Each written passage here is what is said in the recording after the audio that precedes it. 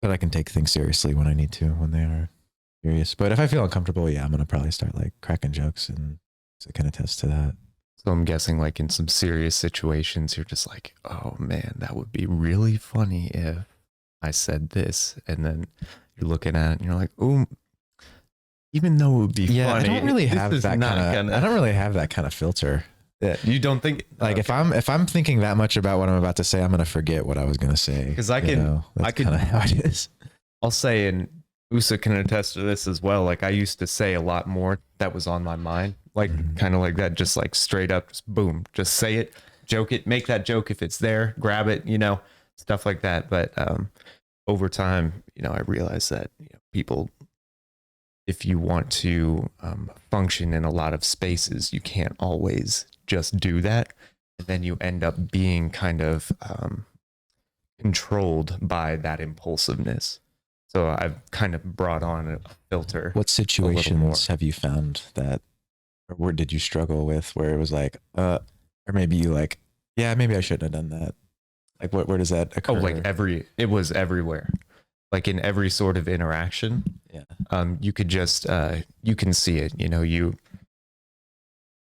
just even between, say, a coworker, you're just working with someone and they say something, you're like, oh, a joke about that, or that's really funny. And you don't think about that part in it. You just do it. And oftentimes it would, cause some sort of tension, some sort of friction, some sort of something where the person doesn't necessarily want to be around you, communicate with you, function. And it just makes the space uncomfortable, right?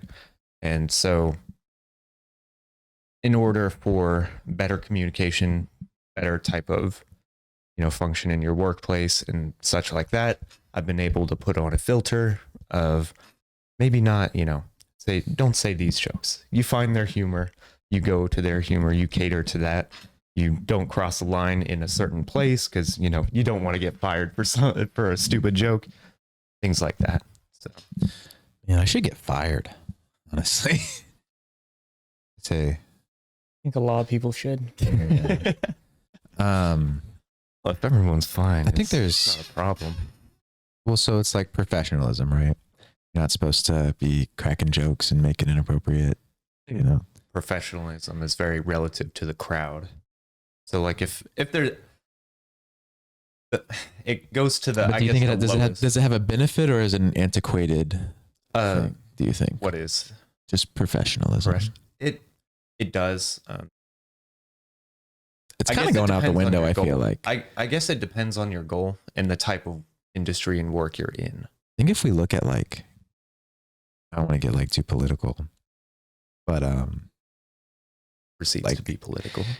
Well, if you look at like the Trump debates in 2016, where he's just dunking on these idiot politicians, and I am not a fan of Donald Trump, but I know when someone looks better than another person in an argument, and I feel like people, like more so than they used to, take a lot of pride in like the emotional kind of response that'll kind of get people on their side in a way. Like if you watch, I don't know, if you watch like old interviews of like talk shows or whatever, the way people speak is just so much more, eloquent, professional, like, and then now it's just like, you got to say a quick thing. I'll make people laugh on TikTok or whatever. Like the attention span has dwindled.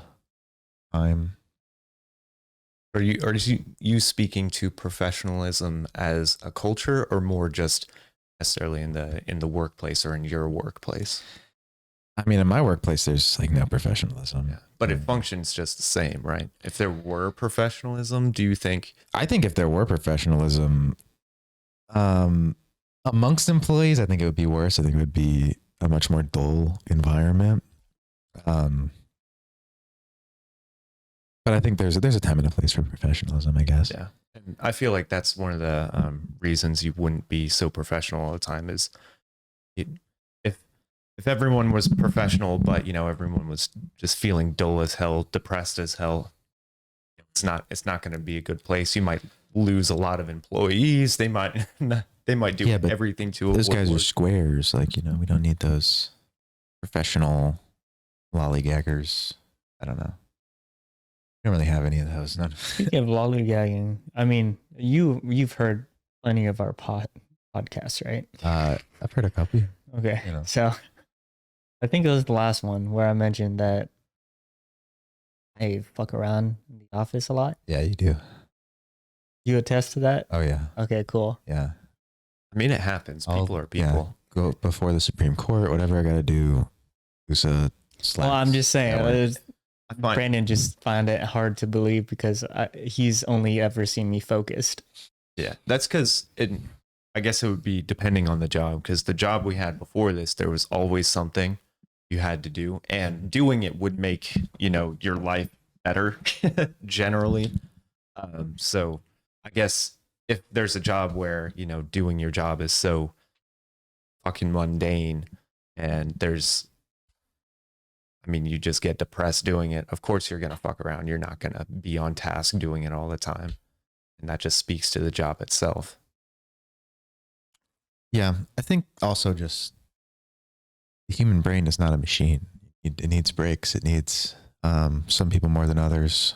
I think that extends to really anything, whether it's like education, school. Like people can't just be on all the time, 24/7. Unless they're on like coke or something. Not naturally. Not naturally.